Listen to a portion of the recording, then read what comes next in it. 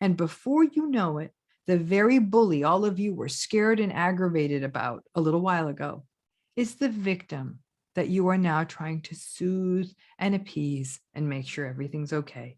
It's the ultimate sleight of hand, the switching of the masks, the shape shifting move that they're so good at. It's the victim bully sequence.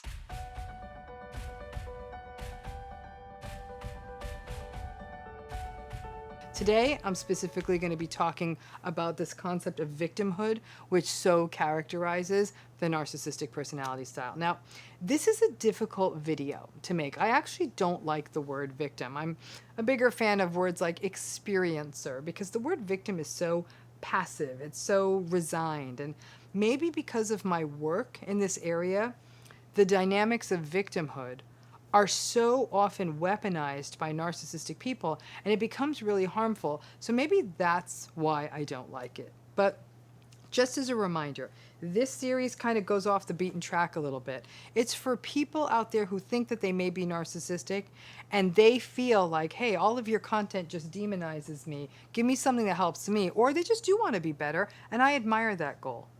Shifting out of a narcissistic personality is obviously not easy, but it's obviously worth doing. This series lays out these dynamics, why these dynamics are an issue, and how to get around it. Today we're going to talk about this idea of narcissistic victimhood. Listen, if something bad happens to any of us, it feels deeply unfair, it feels damaging, it feels harmful, and we struggle with it. It feels unjust. And then if we open that up a little more, and we recognize that life hasn't been fair to us, I don't know, maybe we look at our lives and say, maybe we didn't get the financial support that would have made a difference in our lives. Maybe we didn't get the emotional support that would have made a difference in our lives. Whatever it may be, it's very easy to fall into a sort of self-victimized thinking and talking. This idea that life isn't fair to me. If only this had happened to me, or only that had happened to me.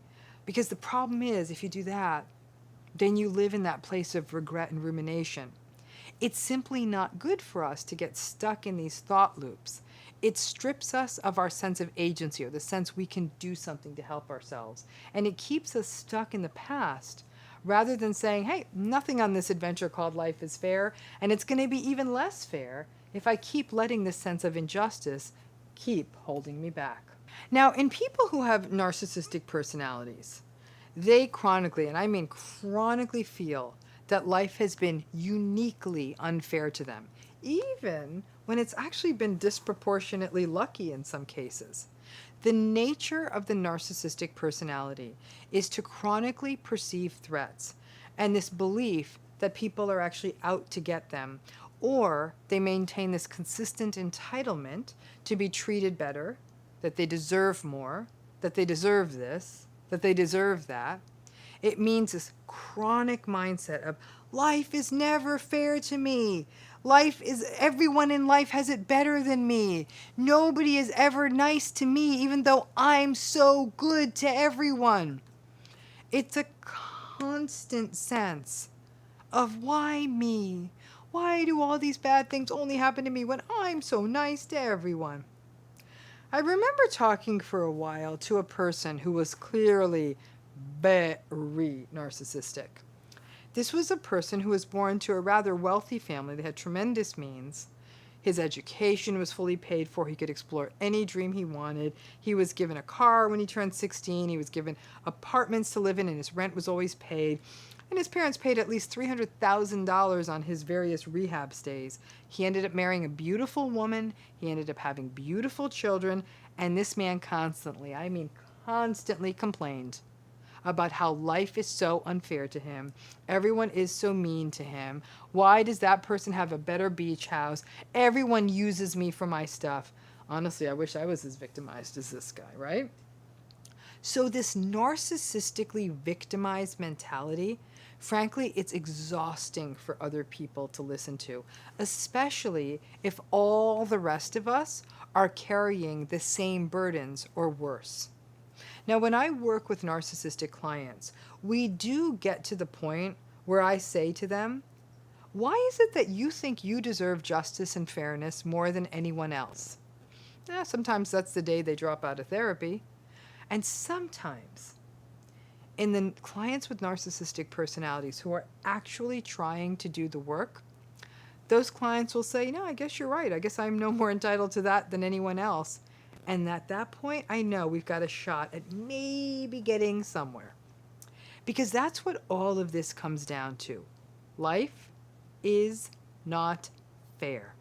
In fact, it is so deeply unfair and unjust that it actually defies logic. Luck is just about everything. And then, if you throw some hard work on top of that luck, then frankly, the sky is the limit.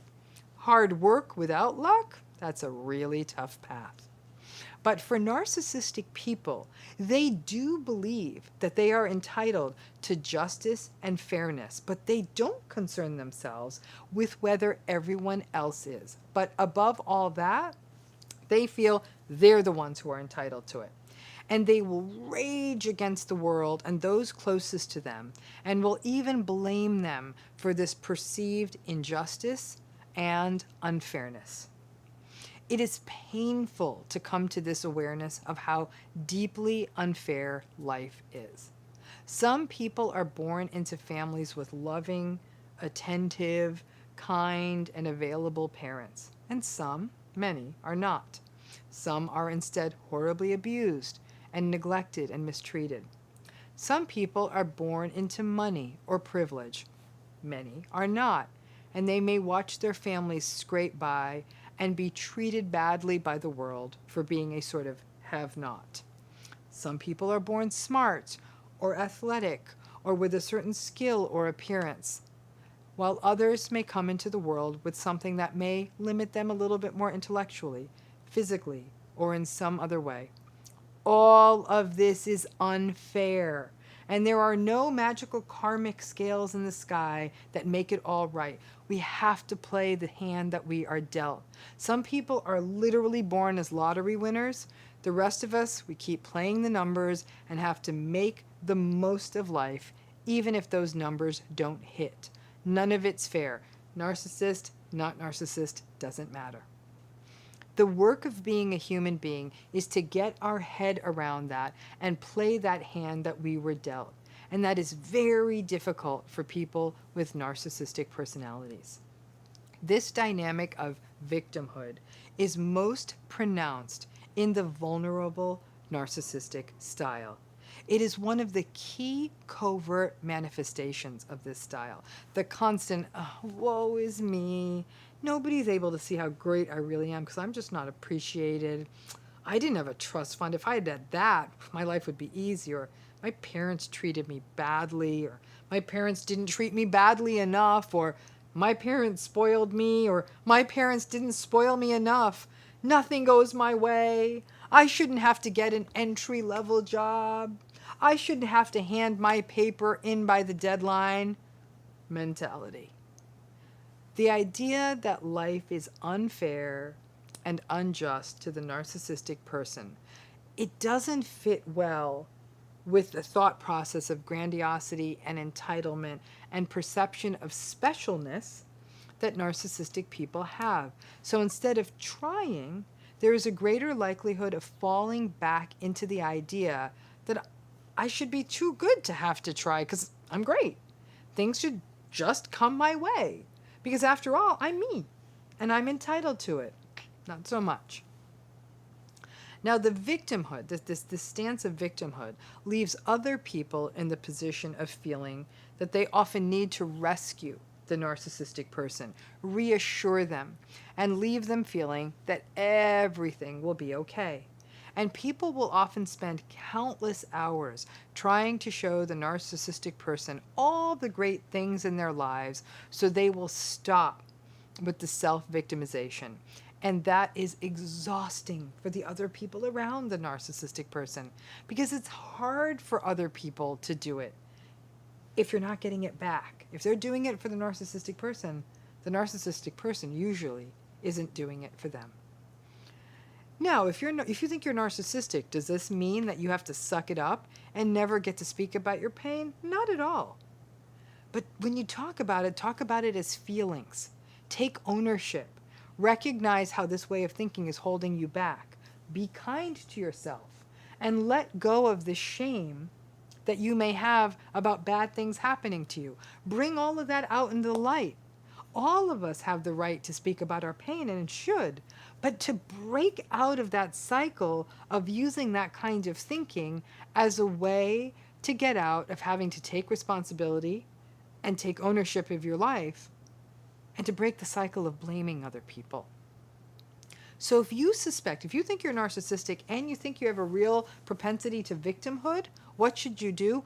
Number one, say it, write it, meditate into it, breathe it. However you have to get what I'm about to say into you, life is inherently unfair to everyone, just about everyone. So that means an existential choice to keep on keeping on despite this. This life is unfair thing isn't a persecution of just you. It's something most of us grapple with, because the unfair part may not be your responsibility, but the ability to get up and do what you can instead of falling back into it, that's your responsibility, and it's a gift to yourself.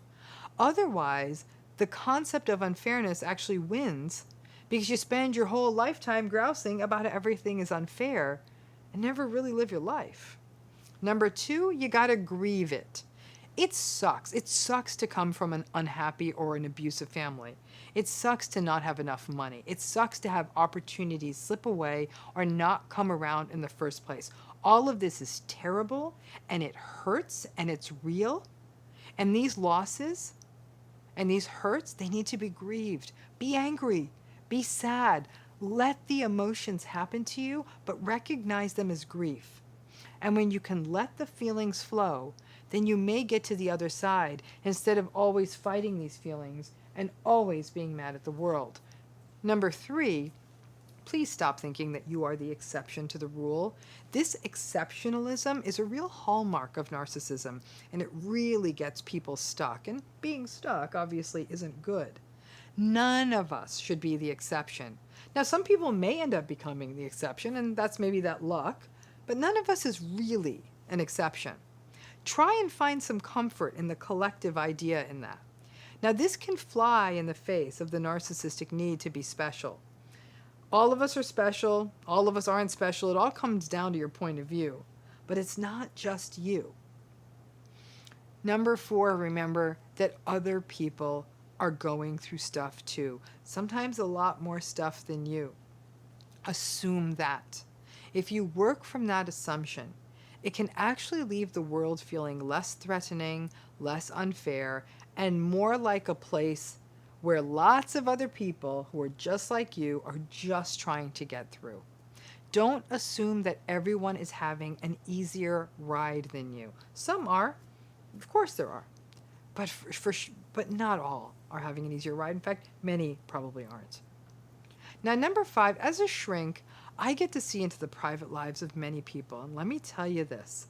Rich or poor, beautiful or homely, educated or not, big job or no job, any race, any nationality, any political persuasion, people actually have much worse backstories than you think.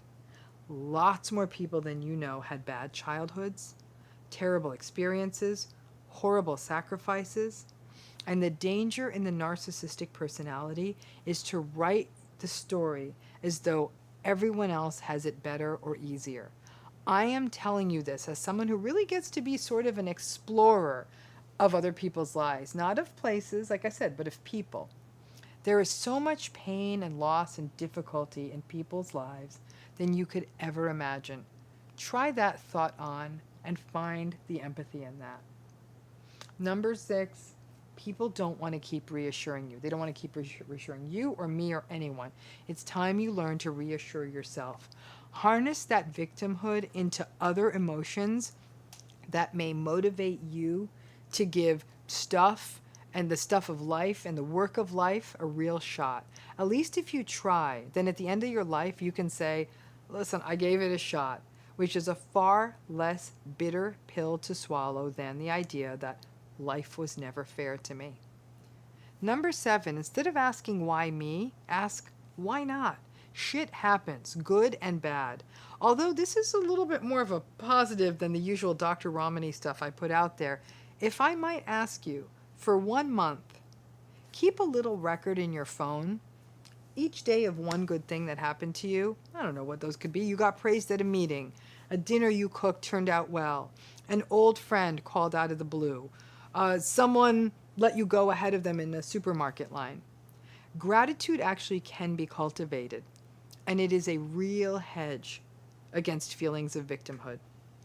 If you suspect that you're narcissistic, and if you can break this cycle of victimhood, you actually will feel that life is actually a little more fair, even if lots of bad stuff happened to you.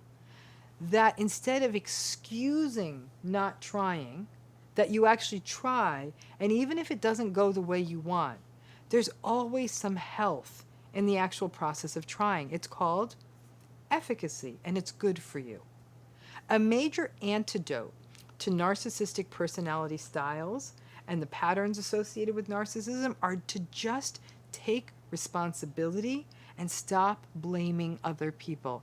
Initially, it can feel really uncomfortable, but can break you out of these victimized cycles that not only hold you back, but harm the people around you.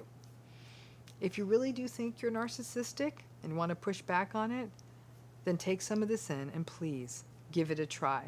I promise you that even if you try one or two of these things and they work, it will really go a long way to help you help yourself feel better about your place in the world and less angry at the other people in it. So let's talk about the victim bully. I know you've heard about it, but let's just really break it down. It's really going to help you understand narcissism a lot more clearly. And if any of you have really encountered that victim bully dynamic in your narcissistic relationship, drop it in the comments. But the fact is, if you have a narcissist in your life, I can already guarantee you, you have encountered this dynamic. So the narcissist, we could actually almost call narcissism victim bully, but we call it narcissism. So the victim bully is one of the most classical dynamics in the narcissistic personality and in the narcissistic relationship. And like I said, I'm surprised I haven't talked about it. I think it's inserted itself here and there. But it's really important to understand this dynamic, the victim bully, accurately, because it also sheds a lot of light onto understanding the trauma bond.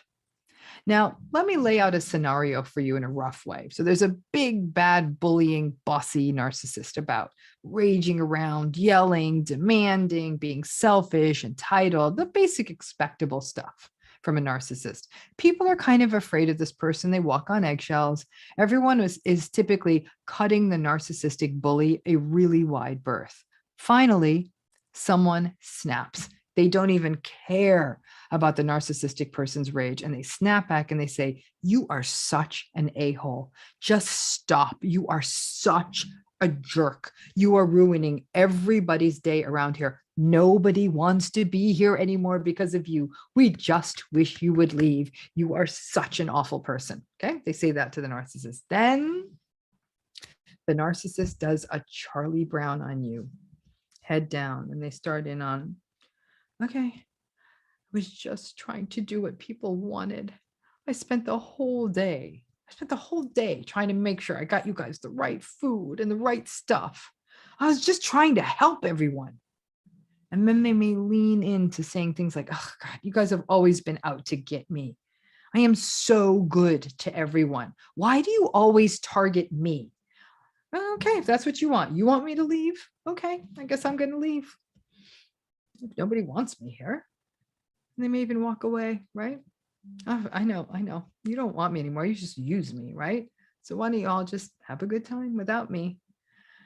And it's always seemed that no, you just expect me to just bring all the stuff and do everything for y'all, but you have more fun when I'm not here. And honestly, none of you understand me. None of you even want to understand me.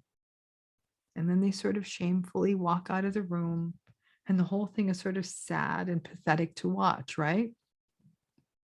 And then you, the empathic soul that you are, after seeing that, you want to reach after them and say, "Listen, okay, I'm sorry, right? We don't need to do this anymore, right? I was so harsh." It's amazing how quickly you forget how ragey and awful they were just a few minutes ago. "No, I listen, I didn't mean to hurt you. You were getting rough on everyone. but we want you to stay, okay? And then they're going to mope a little while longer, and you try even harder to pull them in. And before you know it, the very bully all of you were scared and aggravated about a little while ago is the victim that you are now trying to soothe and appease and make sure everything's okay. It's the ultimate sleight of hand, the switching of the masks, the shape shifting move that they're so good at. It's the victim bully sequence. Narcissistic folks have this mastered to a magical art form. Vulnerable narcissists tend to be the ones that are the best at it, but every narcissist does it. It's what makes the trauma bond so traumatic. Just when a person hits the breaking point with a narcissistic person, that the rage and all of the invalidation and the berating and the humiliation finally gets to a person, and they take a stand against the narcissist is masterful at playing the sulking, petulant victim. And because most people stuck in narcissistic relationships tend to be pretty good, kind, compassionate, empathic people, they struggle with seeing the sort of the consequences like that leave the narcissist looking so victimized and sad, and they recant.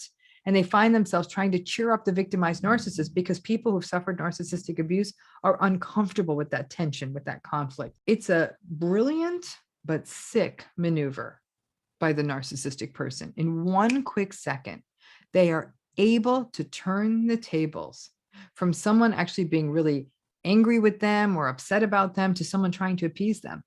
In many cases, narcissistic people are so good at playing the victim that people tend to forget the bullying sequence that just happened and just focus their energies on making sure that the narcissist is okay. Another way that the victim bully sequence plays out is when you do call them out on their bad behavior. They try to play it off as a joke. You may say, you know what you just did or said, it was hurtful or it was wrong. And they will come back with, oh, come on, that was a joke. I was just joking. Can't you take a joke? And if you push harder and say, it's not really okay to make jokes at another person's expense or that hurts them, and that it sort of felt abusive, that's when they'll start to become rageful. Because basically, at that point, you're kind of calling them out as a bit of a rotten, abusive person. And that inflames the whole shame rage spiral. At their deepest core, narcissistic people know that they're not nice people. And when that primal stuff gets stirred up, their claws come out. Trying to make it about being a joke, frankly, is gaslighting. And it puts them in the victim position of being oh so misunderstood. You didn't understand my joke. The structural reason for this is because every narcissist has both the grandiose and the vulnerable elements encompassed with them. And they're grandiose when stuff's going well, right? But when the grandiose stuff isn't working, stuff in their life isn't going their way, or they get called out, or they experience something that activates their shame, for example, someone calling them out on their behavior, then the vulnerable narcissist comes out to play, and then the victimhood descends. The victim bully sequence confuses people, but once you recognize it as a strategy or a tactic by the narcissistic person, it makes more sense than seeing it as the narcissist being two different people. They are, in fact, one person, one very tactical, manipulative person. Over time, this victim bully thing has worked for them. Don't get me wrong. When they are hurt, and for them, hurt means ego injury, not necessarily hurt feelings per se. But when something happens, something that makes them not look good to other people, or they feel that they aren't being adequately appreciated, it doesn't feel good for them. And that's when they slide immediately into the victimized, woe is me. That part in and of itself isn't that interesting. Many of us, even non-narcissists, can pretty easily fall into a victimized space when people are calling us out. The difference is that the narcissistic people have the bully piece alongside the victim piece.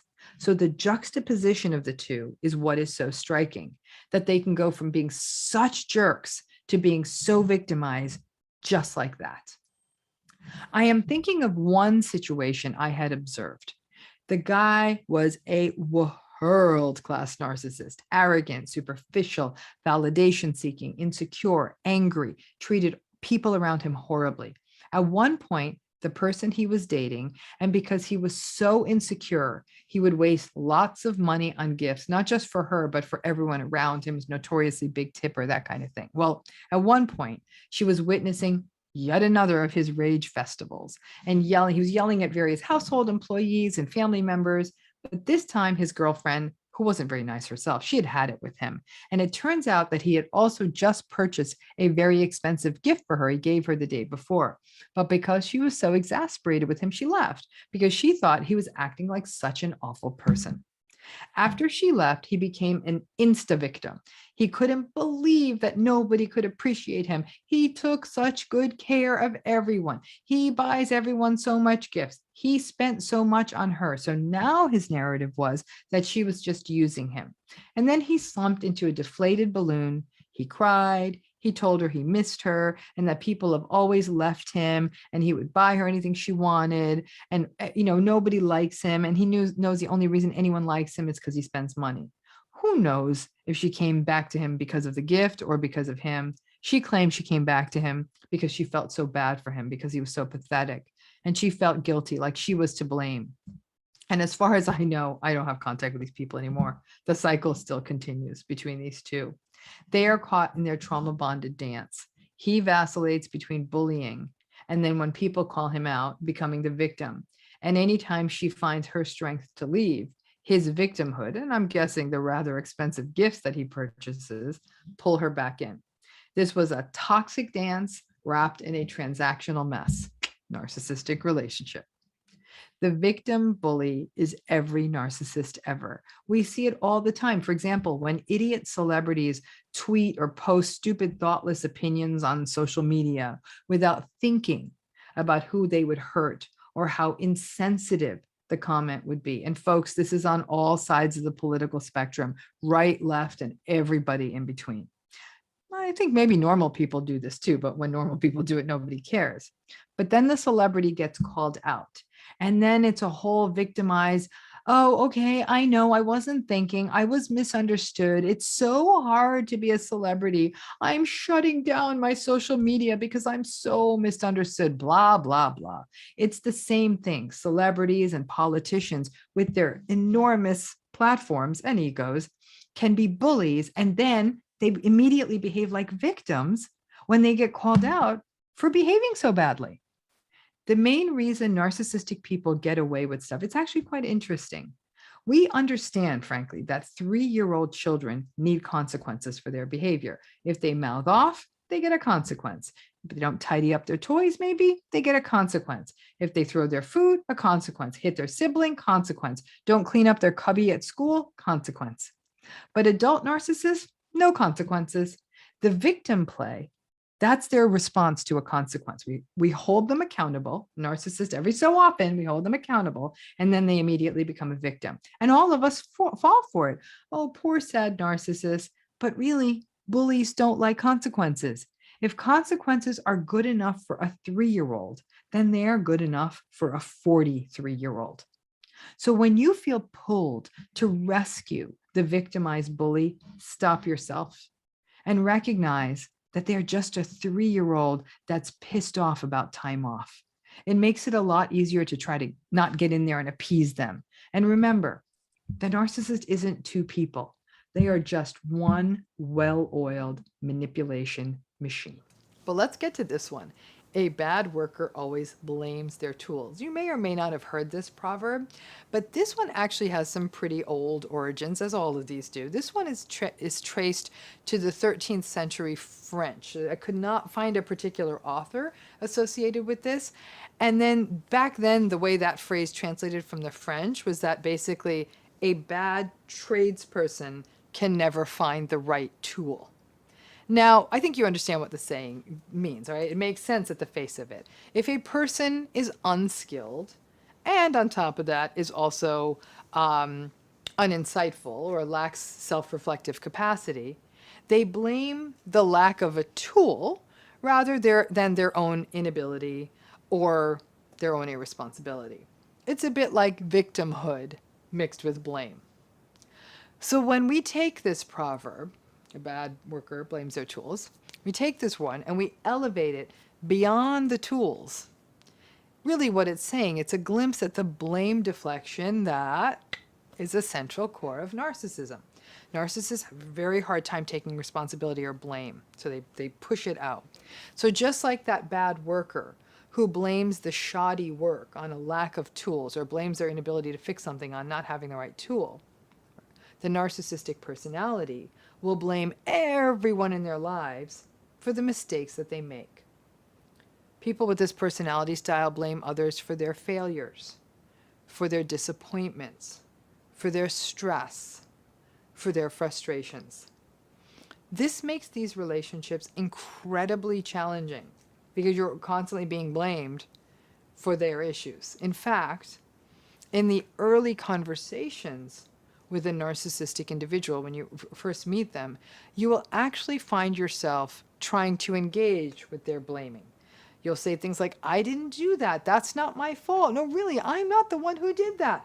And on and on and on. You know where that goes. Now, really, at these times, reality doesn't matter to them at those times with those personality styles. Reality doesn't matter to people who are narcissistic.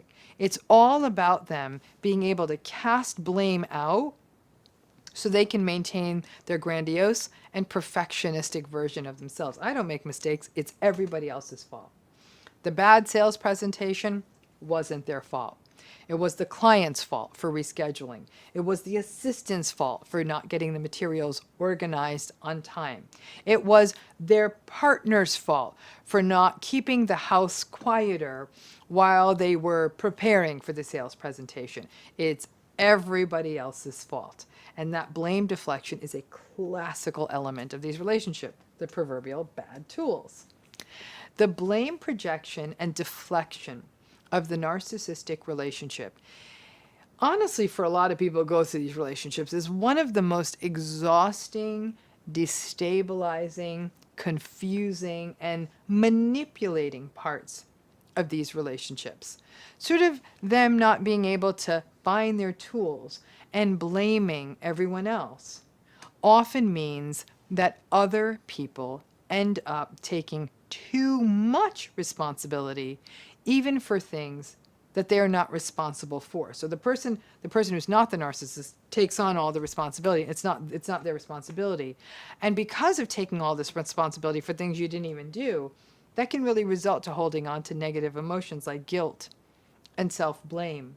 And over time, if you spend enough time with a person who's narcissistic, they don't even have to blame you after a while. You get so indoctrinated into their way of thinking that you self-blame before they can blame you. It's almost like after a while, you just sort of cut out the manipulative middleman and you do it to yourself. Sometimes people who find themselves in narcissistic relationships, now whether this is a family of origin relationship, whether this is an intimate relationship or a workplace relationship, they will try and overcompensate by making sure that everything is hyper controlled. So you're in a relationship with a narcissistic individual, you might try to compensate by making sure everything's very controlled, very organized. This can be exhausting. People in these relationships will find themselves almost at an obsessive and almost compulsive level of trying to control the environment, of trying to control their own words or their own behaviors enough. So the possibility of activating the blame-shifting tirade in the narcissist is minimized. And then you just keep appeasing and enabling the narcissist. You've got the house so organized that if they're like, it's your fault I couldn't find the scissors are exactly where they need to be. It's really difficult because to steer clear of being blamed by someone else who is clearly not taking responsibility means that you have to work on your own sense of self-assurance, to be clear and aware on what you are responsible for, to be clear and aware of what you're not responsible for, and understand that some of it is gray and that there is shared responsibility. The narcissistic individual is engaged in a very unconscious and a very primitive process of projection and offloading of shameful or uncomfortable deficits that they don't want to have to keep stirring in themselves. And so they project them onto other people. And the narcissistic disconnection from empathy actually means it's easier to blame others because you don't stop to think, they don't stop to think, how would someone feel if I blame them for this when they're not really responsible? The challenge is that the blame shifting is also often coupled with victimization and a sense of persecution. A person who is narcissistic will say, I can't find the right tool. And that's because nobody supports me having the right tools, or they hide my tools. Things like, I screwed up the sales presentation because people are out to get me and nobody believes in me or wants to support me. That self-victimization is such a classical piece of the narcissistic personality style. So whomever was this frustrated French writer who watched people do a lousy job and blame other people actually did a really nice job of capturing this dynamic of the bad worker blaming their tools and clearly telling us that this is a part of what human behavior and difficult human behavior and what some people do and have always done for hundreds of years, not taking responsibility and then blaming something or someone else for their failings. But it's always best in these blame shifty times not to engage or to engage minimally. If they blame you for something that is clearly really something you didn't do, you just nod politely and just say a gentle, okay. Document when needed, and then recognize that they're never going to listen to your version of the events. Some people say, it's unjust, it's unjust. Why shouldn't they hear that I'm not the one responsible? It is unjust, and they aren't listening.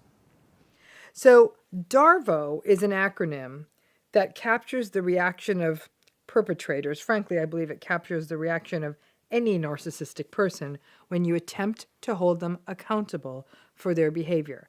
Now, this acronym, DARVO, it stands for denial, attack, reversing victim and offender. Okay? Denial, attack, reversing victim and offender. DARVO. Got it? It's a good thing to know. Now, this acronym was developed through the work of someone named Dr. Jennifer Freed, who is a psychologist and scholar who does really, I find it incredibly compelling research on perpetration and betrayal. We'll put her website in the video notes for those of you who might want to do a deeper dive into her science and scholarship, because it's really quite great. But I want you to sit with that whole DARVO acronym for a minute, because that's it, right? You try to hold a narcissistic person accountable, and this is what happens every single time.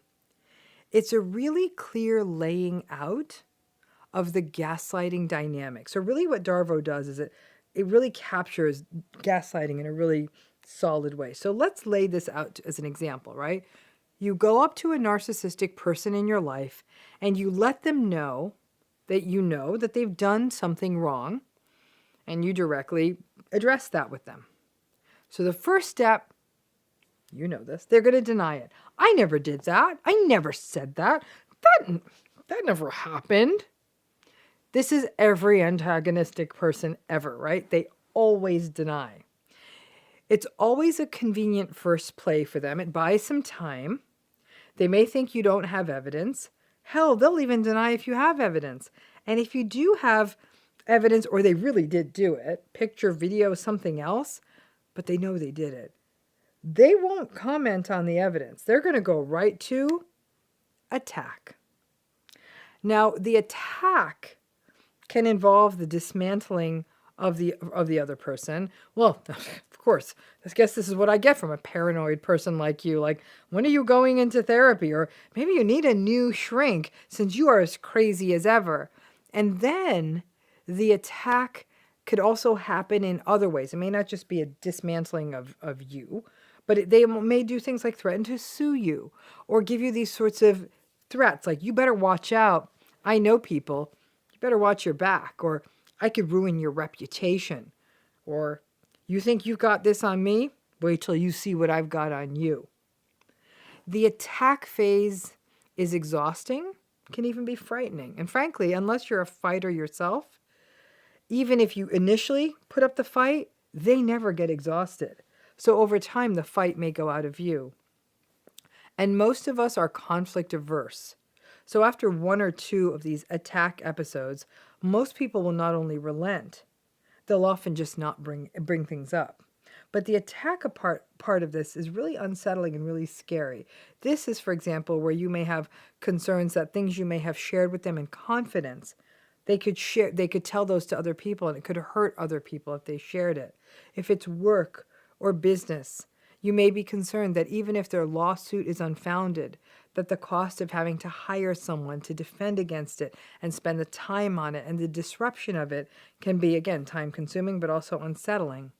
You may also get somewhat concerned for your safety. But this whole Darvo thing, they're clever. At the face of it, they say something that is not directly threatening. They don't say, I'm going to come get you. But they learn to create a sense of menace, and you don't feel safe. And let's face it, in the internet world we live in, nobody cares about what's true. They just read a defamatory post. And even if you do come behind it and address it and make it known it's untrue, the harm may be done. Now, interestingly, after the attack, these folks, narcissistic folks, they release tension. They almost feel better. And after feeling they got the upper hand and they sort of dominated you, they will then actually come down a bit. And that's when they'll engage in the final part of this process. They reverse the victim and offender roles. Now, all phases of this whole Darvo process are awful, but this is particularly awful. They will then shift to painting themselves as the victim and you as the attacker or the problem. And this is where they'll start to talk about things like witch hunts and everyone is out to get them and you or nobody else ever wanted them to succeed and everyone wants them to fail and people are always trying to bring them down and people always try to bring down people who are telling the truth and you had more power than me and you used that power to hurt me, to hurt my business. Yep, they turn themselves into the victim. So now, you're the person who was harmed, and you got harmed just because you were trying to get this person to be accountable. You're now harmed. You're on the defensive because you are painted as the offender. So you went from being harmed to having to defend yourself from being the perpetrator yourself. So I'm going to give you a couple of examples because I think that makes it so much clearer. You have a narcissistic colleague or coworker. You find evidence that your coworker, who is narcissistic, has been doing some shady stuff. You finally find the email showing them that they are taking credit for your work and other team members' work, and that's affecting things like commissions or bonuses or advancement, something like that. You then confront them. Initially, you say, hey, we can see that you're actually taking credit for our work, and you're actually getting the monthly bonuses for that. And they'll say, no, I'm not. What the hell? I'd never do that. I'm the most fair person in this place. I'm like so ethical. Then you show them the emails. You want to continue the conversation. Now we go into attack mode. Now you face down like, are you kidding me? You better watch out. I could bring you down in this industry just like that. I can make you look insane. I will ensure that everyone in this whole industry never does business with you again. And I'm also going to HR. I have those texts you sent me about the administrative team. I always had your back. I never shared this stuff, but I guess you want to play this game? You better watch out. So now you're thinking, was it even worth it? Now you've got a whole new world of problems, right? Now you have to deal with all the stuff that they're threatening to do when all you were trying to do is achieve some level of equitability. Then, now, reverse victim offender, they paint themselves as the victim and you as the offender. Everyone, I am filming that I'm being harassed. Everyone, I want everyone to see I'm being harassed. This is a hostile workplace. They will say, I knew people were insecure about me being on this team. I knew that. I told the truth, and all of you were uncomfortable. I knew that. None of you could hang with that. I can't believe that people are coming for me like this. It has always felt like everyone around me has always had it out for me. Now I know it's true. Lather, rinse, repeat. That's the Darvo in the workplace. Now, this comes up. Let's give another Darvo example. It could come up when you confront a cheating narcissistic partner. It comes up every time somebody confronts someone in that situation. You might come up to a partner and say, hey, yeah, listen, I just was told by the folks you work with that you're spending a lot of time with that new manager on your team, and you didn't tell me that they were coming with you on that trip to New York. And then, listen, people saw you two holding hands when you were at an after party. Like, what the hell is going on? So something like that. You talk to your partner. Obviously, they're going to deny, no, I didn't. Obviously not. I don't share where I eat. That's not me. You're just threatened because they're attractive. We've been here before. I don't even notice. I don't do that. Deny, deny, deny. Then you show them a picture that someone shared with you from that night. A little grainy, but clearly they were holding hands. Then we get the attack and the victim offender reversal, right? Oh my gosh, this relationship with you is a nightmare. Honestly, if I did do something, I would have had the right to do it. You never support me. You never encourage me. And you waste all our damn time and money on therapy and your stupid medications. That therapy seems to just be making you more paranoid. And let me tell you, don't push me. You don't want to see what I would do to you in a divorce. You would be sorry. You keep bringing this nonsense up. You have it real good here. Don't mess it up for yourself. Don't mess it up for the kids. Your family's always said that you're too needy. Wait till I share this story with them. Okay, so you see a lot of that attacking and even that they're the victim. Things like, you need me to be the bad one so you can be the hero of the household, right? It's always me working late. It's always me having to travel endlessly, dealing with the stress of this job. I do all of this so you can just keep sniping at me for more time together when I already spend way more than anyone else I know is spending with their partner. I can't believe you're coming at me like this again. Who the hell do you think makes this damned life possible for all of you? Okay, reversal, a victim, and offender. Darvo is pernicious. The last part, the reversing of roles and making themselves the victim when they have so clearly done wrong, is the gaslighting main event. Because initially, if you don't know it is happening and you start getting caught in defending all the nonsense they're throwing at you, we've always supported you. I don't spend that much money. I am grateful for our life together. You can see how it falls apart. You're now in a role of having to defend yourself. You didn't do anything wrong. You just wanted accountability. Now, this Darvo model was developed by Dr. Freed to understand all kinds of perpetrators, and it fits in interpersonal relationships and even folks who are famous and in the media, world leaders. Anyone who does bad things, denies them, attacks the people who calls them out, and then flips the script so they are the victim. Look at any one of these kinds of big legal cases that are adjudicated and how ended up sentenced. Things like Keith Raniere, Elizabeth Holmes, Harvey Weinstein. Deny, attack, reverse victim and offender. It's what antagonistic folks do. Sort of, you could do this as a fun game night thing. Think of any of these big ticket trials and go back over the coverage. You will see it holds true, the Darvo of it all, every single time. Now, the beauty of this acronym is that it provides a way of understanding it while it is happening to you, almost in real time. When you see it happening, you may be shocked initially, But when there's a long-standing acronym in place, then it's a thing. And if it's a thing, then that's a reminder that you aren't the only one dealing with it. Now, holding a narcissistic or antagonistic person accountable is pointless and futile. You would have more luck teaching your cat to do the dishes.